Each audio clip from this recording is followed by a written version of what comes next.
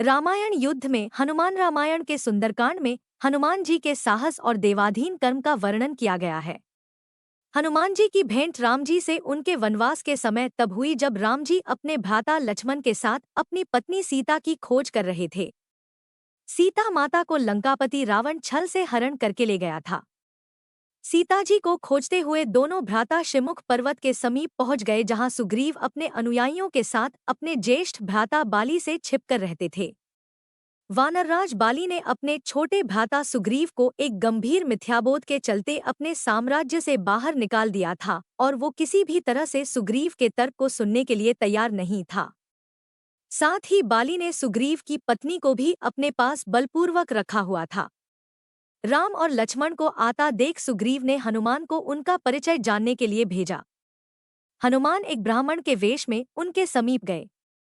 हनुमान के मुख से प्रथम शब्द सुनते ही श्रीराम ने लक्ष्मण से कहा कि कोई भी बिना वेद पुराण को जाने ऐसा नहीं बोल सकता जैसा इस ब्राह्मण ने बोला। राम जी को उस ब्राह्मण के मुख, नेत्र, माथा, भौं या अन्य किसी भी शारीरिक संरचना से कुछ भी मिथ्या प्रतीत नहीं हुआ। राम जी ने लक्ष्मण से कहा कि इस ब्राह्मण के मंत्रमुग्ध उच्चारण को सुनके तो शत्रु भी अस्त्र त्याग देगा। उन्होंने ब्राह्मण की और प्रशंसा करते हुए कहा कि वो नरेश, राजा, निःसंकोच ही सफल होगा जिसके पास ऐसा गुप्तचर होगा। श्रीराम के मुख से इन सब बातों को सुनकर हनुमान जी ने अपना वास्तविक रूप धारण किया और श्रीराम के चरणों में नतमस्तक हो गए। श्रीराम ने उन्हें उठाकर अपने हृदय से लगा लिया। उसी दिन एक भक्त और भगवान का हनुमान और प्रभु राम के रूप में अटूट और अनश्वर मिलन हुआ। तत्पश्चात हनुमान ने श्रीराम और सुग्रीव की मित्रता करवाई। इसके पश्चात ही श्रीराम ने बाली को मारकर सुग्रीव को उनका सम्मान और गौरव वापस दिलाया और लंका युद्ध में सुग्रीव ने अपनी वानर सेना के साथ श्रीराम का सहयोग दिया। सीता माता की खोज में वानरों का एक दल दक्षिण तट पे पहुंच गया, मगर इतने विशाल सागर को लांघने का साहस किसी में भी नहीं था। स्वयं हनुमान भी बहुत चिंतित थे कि कैसे इस समस्या का समाधान निकाला जाए। उसी समय जामवंत और बाकी अन्य वानरों ने हनुमान को उनकी अद्भुत शक्तियों का स्मरण कराया। अपनी शक्तियों का स्मरण होते ही हनुमान ने अपना रूप विस्तार किया और पवन वेग से सागर को उड़ के पार करने लगे। रास्ते में उन्हें एक पर्वत मिला और उसने हनुमान से कहा कि उनके पिता का उसके ऊपर है। साथ ही उस पर्वत ने हनुमान से थोड़ा विश्राम करने का भी आग्रह किया, मगर हनुमान ने किंचित मात्र भी समय व्यर्थ न करते हुए पर्वतराज को धन्यवाद किया और आगे बढ़ चले। आगे चलकर उन्हें एक राक्षसी मिली जिसने कि उन्हें अपने मुख में घुसने की चुनौती दी। परिणामस्वरूप हनुमान ने उस राक्षसी की चुनौती को स्वीकार किया और बड़ी ही चतुराई से अति लघुरूप धारण करके राक्षसी के मुख में प्रवेश करके बाहर आ गए। अंत में उस राक्षसी ने संकोचपूर्वक ये स्वीकार किया कि वो उनकी बुद्धिमत्ता की परीक्षा ले रही थी। आखिरकार हनुमान सागर पार करके लंका पहुंचे और लंका की शोभा और सुंदरता को देखकर आश्चर्यचकित रह गए। और उनके मन में इस बात का दुख भी हुआ कि यदि रावण नहीं माना तो इतनी सुंदर लंका का सर्वनाश हो जाएगा। तत्पश्चात हनुमान ने अशोक वाटिका में सीता जी को देखा और उनको अपना परिचय बताया। साथ ही उन्होंने माता सीता को सांत्वना दी और साथ ही वापस प्रभु श्रीराम के पास साथ चलने का आग्रह भी किया, मगर माता सीता ने ये कहकर अस्वीकार कर दिया कि ऐसा होने पर श्रीराम के पुरुषार्थ को ठेस पहुंचेगी। हनुमान ने माता सीता को प्रभु श्रीराम के संदेश का ऐसे वर्णन किया जैसे कोई महान ज्ञानी लोगों को ईश्वर की महानता के बारे में बताता है। माता सीता से मिलने के पश्चात हनुमान प्रतिशोध लेने के लिए लंका को तहस-नहस करने लगे। उनको बंदी बनाने के लिए रावण पुत्र मेघनाद, इंद्रजीत, ने ब्रह्मास्त्र का प्रयोग किया। ब्रह्मा जी का सम्मान करते हुए हनुमान ने स्वयं को ब्रह्मास्त्र के बंधन में बंधने दिया। साथ ही उन्होंने विचार किया कि इस अवसर का लाभ उठाकर वो लंका के विख्यात रावण से मिल भी लेंगे और उसकी शक्ति का अनुमान भी लगा लेंगे। इन्हीं सब बातों को सोचकर हनुमान ने स्वयं को रावण के समक्ष बंदी बनकर उपस्थित होने दिया। जब उन्हें रावण के समक्ष लाया गया तो उन्होंने रावण को प्रभु श्रीराम का चेतावनी भरा संदेश सुनाया और साथ ही ये भी कहा कि यदि रावण माता सीता को आदरपूर्वक प्रभु श्रीराम को लौटा देगा तो प्रभु उसे क्षमा कर देंगे। क्रोध में आकर रावण ने हनुमान को मृत्युदंड देने का आदेश दिया, मगर रावण के छोटे भाई विभीषण ने ये कहकर बीच बचाव किया कि एक दूत को मारना आचार संहिता के विपरीत है। ये सुनकर रावण ने हनुमान की पूंछ में आग लगाने का आदेश दे।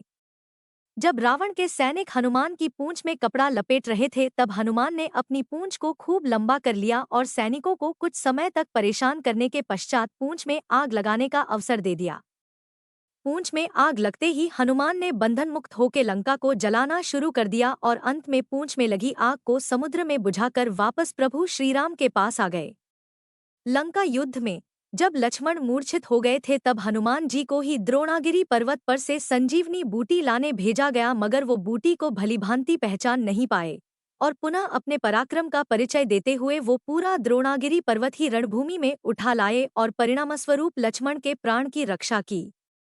भावुक होकर श्रीराम ने हनुमान को हृदय से लगा लिया और बोले कि हनुमान, तुम मुझे भ्राता भरत की भांति ही प्रिय हो। हनुमान का पंचमुखी अवतार भी रामायण युद्ध की ही एक घटना है। अहिरावण जो कि काले जादू का ज्ञाता था, उसने राम और लक्ष्मण का सोते समय हरण कर लिया और उन्हें विमोहित करके पाताल लोक में ले गया। उनकी खोज में हनुमान भी पाताल लोक पहुंच गए। पाताल लोक के मुख्य द्वार एक युवा प्राणी मकरध्वज पहरा देता था, जिसका आधा शरीर मछली का और आधा शरीर वानर का था। मकरध्वज के जन्म की कथा भी बहुत रोचक है। यद्यपि हनुमान ब्रह्मचारी थे मगर मकरध्वज उनका ही पुत्र था। लंका दहन के पश्चात जब हनुमान पूंछ में लगी आग को बुझाने समुद्र में गए तो उनके पसीने की बूंद समुद्र में गिर गई। उस बूंद को एक मछली ने पी लिया और वो गर्भवती हो गई। इस बात का पता तब चला जब उस मछली को अहिरावण की रसोई में लाया गया। मछली के पेट में से जीवित बचे उस विचित्र प्राणी को निकाला गया। अहिरवण ने उसे पाल कर बड़ा किया और उसे पातालपुरी के द्वार का रक्षक बना दिया। हनुमान इन सभी बातों से अनभिज्ञ थे। यद्यपि मकरध्वज को पता था कि हनुमान उसके पिता हैं, मगर वो उन्हें पहचान नहीं पाया क्योंकि उसने पहले कभी उन्हें देखा नहीं था। जब हनुमान ने अपना परिचय दिया तो वो जान गया कि ये मेरे पिता हैं, मगर फिर भी उसने हनुमान के साथ युद्ध करने का निश्चय किया क्योंकि पातालपुरी के द्वार की रक्षा करना उसका प्रथम कर्तव्य था। हनुमान ने बड़ी आसानी से उसे अपने अधीन कर लिया और पातालपुरी के मुख्य द्वार पर बांध दिया। पातालपुरी में प्रवेश करने के पश्चात हनुमान ने पता लगा लिया कि अहिरावण का वध करने के लिए उन्हें 5 दीपकों को एक साथ बुझाना पड़ेगा। अतः उन्होंने पंचमुखी अवतार श्री वराह, श्री नरसिम्हा, श्री गरुण, श्री हयग्रीव और स्वयं धारण किया और एक साथ में 5 दीपकों को बुझाकर अहिरावण का अंत किया। अहिरावण का वध होने के पश्चात हनुमान ने प्रभु श्रीराम के आदेशानुसार मकरध्वज को पातालपुरी का नरेश बना दिया।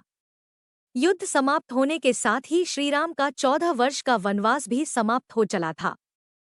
तभी श्रीराम को स्मरण हुआ कि यदि वो वनवास समाप्त होने के साथ ही अयोध्या नहीं पहुंचे तो भरत अपने प्राण त्याग देंगे।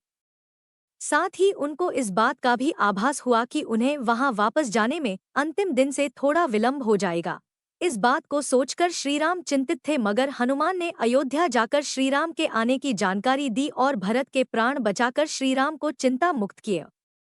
अयोध्या में राज्याभिषेक होने के बाद प्रभु श्रीराम ने उन सभी को सम्मानित करने का निर्णय लिया जिन्होंने लंका युद्ध में रावण को पराजित करने में उनकी सहायता की थी। उनकी सभा में एक भव्य समारोह का आयोजन किया गया जिसमें पूरी वानर सेना को उपहार देकर सम्मानित किया गया। हनुमान को भी उपहार लेने के लिए बुलाया गया। हनुमान मंच पर गए मगर उन्हें उपहार की कोई जिज्ञासा नहीं थी। हनुमान को ऊपर आता देखकर भावना से अभिप्लुत श्रीराम ने उन्हें गले लगा लिया और कहा कि हनुमान ने अपनी निश्चल सेवा और पराक्रम से जो योगदान दिया है उसके बदले में ऐसा कोई उपहार नहीं है जो उनको दिया जा सके। मगर अनुराग स्वरूप माता सीता ने अपना एक मोतियों का हार उन्हें भेंट किया। उपहार लेने के उपरांत हनुमान माला के एक एक मोती को तोड़कर देखने लगे। ये देखकर सभा में उपस्थित सदस्यों ने उनसे इसका कारण पूछा तो हनुमान ने कहा कि वो ये देख रहे हैं मोतियों के अंदर उनके प्रभु श्रीराम और माता सीता हैं कि नहीं, क्योंकि यदि वो इनमें नहीं है तो इस हार का उनके लिए कोई मूल्य नहीं है। ये सुनकर कुछ लोगों ने कहा कि हनुमान के मन में प्रभु श्रीराम और माता सीता के लिए उतना प्रेम नहीं है जितना कि उन्हें लगता है।